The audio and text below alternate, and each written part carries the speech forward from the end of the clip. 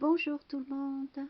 Alors aujourd'hui je vous fais une toute petite vidéo sur l'utilisation des bonbonnes de fermentation et surtout des barboteurs, parce que cette année j'ai voulu tester le vin de pissenlit et puis ben voilà, j'ai voulu tester ces bonbonnes avec barboteur.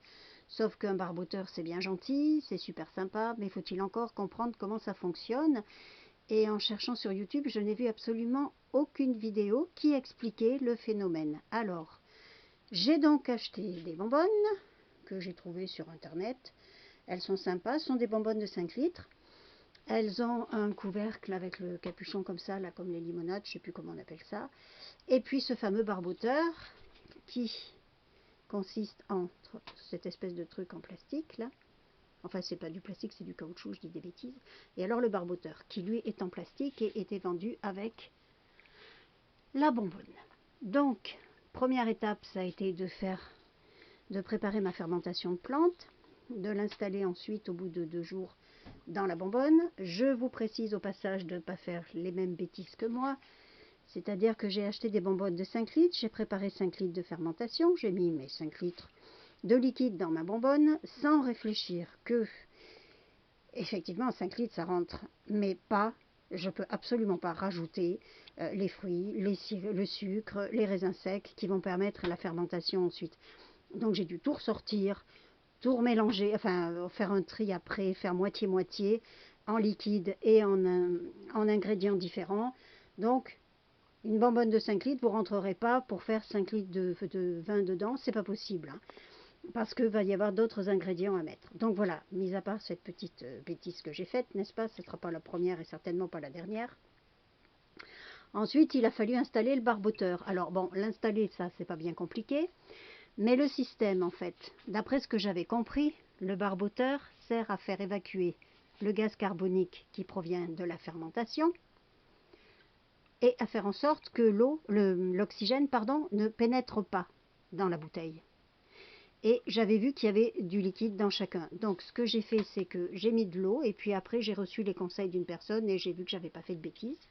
Donc avant d'installer le barboteur, j'ai mis de l'eau à peu près pour remplir ici et ici. Hein. Ça arrivait à peu près comme ça. Il faut faire attention que ça ne s'écoule pas par-dessous dans la bouteille. Et puis je l'ai installé. Voilà, je vais reculer un petit peu, que vous voyez. J'ai mes cagettes avec mes plantes qui sèchent derrière. Donc voilà. Et j'ai installé ça. J'ai installé ça jeudi en fin d'après-midi et on est jeudi, vendredi, samedi, dimanche, lundi, on est mardi, ça fait 5 jours. Donc ça a commencé à buller très légèrement, très légèrement. Le lendemain, il y avait des toutes petites bulles qui apparaissaient sur les rebords ici, mais vraiment c'était vraiment ici, très petit. La texture, la couleur de mes deux préparations était un petit peu différente. Celle-ci était un petit peu plus opaque. Et puis je vois qu'avec le temps, la couleur est redevenue pareille pour les deux. Et donc, ben, depuis hier, ça glougloute un peu mieux. Hein. On voit, c'est marrant. Donc vous voyez les bulles d'oxygène qui s'échappent. Bon, bien sûr, maintenant que je vous le mets là, ah ça y est, en voilà une. Alors effectivement, le niveau d'eau a changé, hein, ce n'est plus moitié-moitié, mais toute l'eau est passée de ce côté-là. Alors est-ce que j'en ai mis assez ou pas? Je pense que oui, parce que, vous voyez, l'autre c'est pareil, ça glougloute, elle glougloute même un peu plus celle-là. C'est rigolo, ça fait un tout petit bruit, tout sympa. Donc voilà, comme ça c'est tout simple en fait. Et lorsque il n'y aura plus de bulles, donc ça je le verrai puisque au niveau du barboteur ça glougloutera plus, eh bien à ce moment-là, c'est que la fermentation sera finie. Il faudra se dépêcher de filtrer et de mettre en bouteille pour éviter que ça ne devienne du vinaigre. Donc voilà l'histoire du petit barboteur et comment ça fonctionne. Alors les miens sont en plastique, il en existe en verre, il en existe de toutes sortes. Nous, on n'y connaissait rien.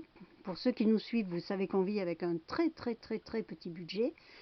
Et donc, ben voilà, tout ça, ça rentrait dans le porte-monnaie. Et puis, ça nous a permis de faire une bonne expérience. Alors là, c'est un vin de pissenlit que je suis en train de faire. Vous trouverez des recettes sur Internet.